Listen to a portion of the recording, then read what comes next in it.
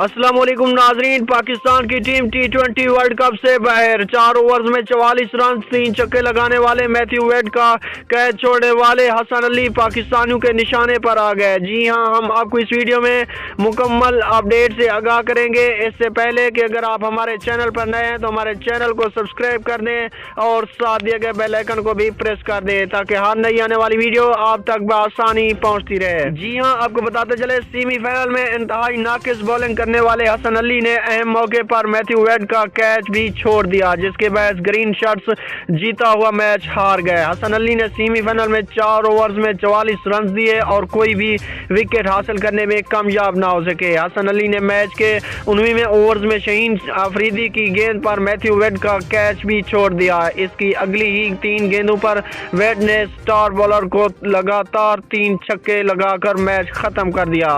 इंतहाई नाकिस बॉलिंग और अहम मौके पर मैच विनिंग खिलाड़ी का कैच छोड़कर मैच हरवाने वाले हसन अली पाकिस्तानियों के निशाने पर आ गए। अभी मैच खत्म भी नहीं हुआ था कि हसन अली का नाम ट्विटर पर टॉप ट्रेंड करने लगा।